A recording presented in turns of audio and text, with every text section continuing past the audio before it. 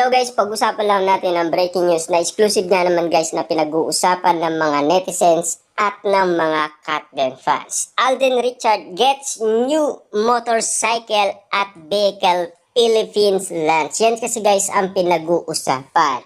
Pero walang ganap kina Catherine Bernardo at Alden Richard. Yan lagi guys ang katanungan ng karamihan kung bakit nga naman tinatanong sina Alden Richard at Catherine Bernardo. After nga naman kasi guys ng kanilang movie ay tahimik na umano sina Catherine Bernardo at Alden Richard. At ayon kasi guys sa mga netizens na parang promo lang lahat ng mga pinakita nilang mga ayuda.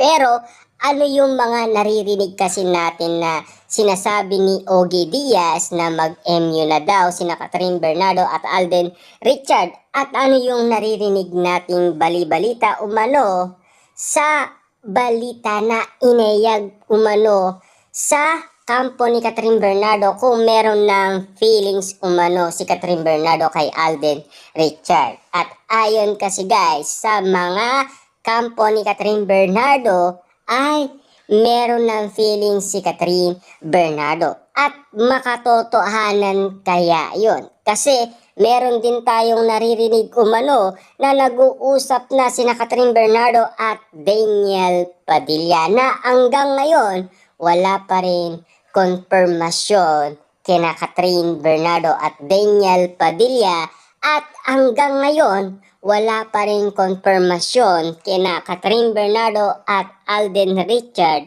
kung mag-MU na silang dalawa at kung meron na talaga silang nararamdaman umano sa isa't isa at kung ano yung bali-balita patungkol kina Catherine Bernardo at Alden Richard na tunay na daw ang kanilang nararamdaman sa isa't isa. Lalo-lalo na guys, yan kasi ang binubuksan ng mga netizens at ng mga Dilulo fans. Kasi alam naman natin guys, no, nagbardagulan na ang mga fans ni Catherine Bernardo at Alden Richard. At nag-away-away na sila dahil walang ganap kina Catherine Bernardo at Alden Richard. Lalo-lalo na guys, ang usaping birthday ni Alden Richard na dinedma daw umano ni Catherine Bernardo. Ang katanungan niya, meron lang palang problema itong si Tisoy. Kaya nga naman guys, walang ganap kina Catherine Bernardo at Alden Richard. Katunayan yan guys, di ba? Umamin umano si Alden Richard na muntikan niya ng binitawan ang showbiz. Kasi hindi daw siya mapipigilan dahil yun ay para sa kanyang pamilya na hindi niya kayang ipagpalit kanino man at hindi siya papipigil kanino man. Yan ang sinasabi umano ni Alden Richard. Pero ang tanong, nang dahil nagbalik na si Alden Richard, yan na ba ang comeback ng Katden na patuloy na pinag-uusapan sina Catherine Bernardo at Alden Richard? Magagawa na ba nila ang sinasabi umano ng dating Big Boss ng GMA Network at ng Big Boss ng ABS-CBN? Na alam naman natin guys, ang una nilang nabanggit ay teleserye, pero yun ay pinag-uusapan pa lamang kung saan sila pwedeng madaliin ang trabaho. Na alam naman natin kasi guys, ang movie ay 1 month preparation lang ang sinagawa nila sa Canada. At lalo-lalo na guys, spotted umano si Alden Richard noon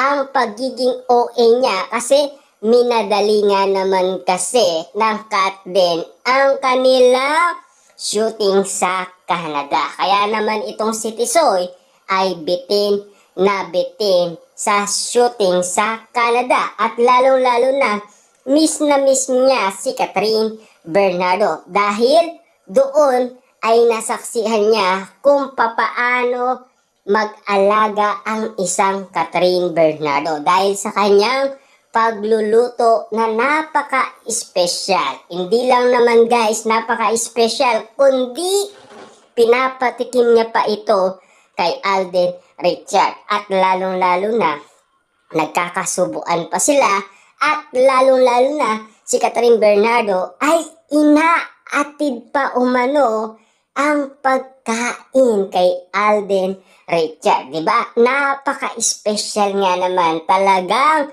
pinag-uusapan noon yan. Na talagang nakaka-inlove at talagang kikiligin ka umano sa bawat inaayag ng mga netizens at ng mga Delulu fans sa atin. Siyempre guys, ang bali-balita noon kina Catherine Bernardo at Alden Richard ay laganap sa buong social media platform.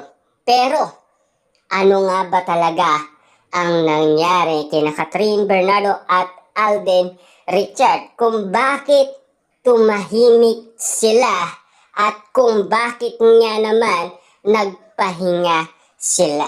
Na alam naman natin kasi guys, yan din ang inamin umano ni Catherine Bernardo at Alden Richard na hindi na umano masusundan pa ang nasabing hello, love, goodbye at hello, love again, part 3. Kasi inamin nila na ititigil na daw nila.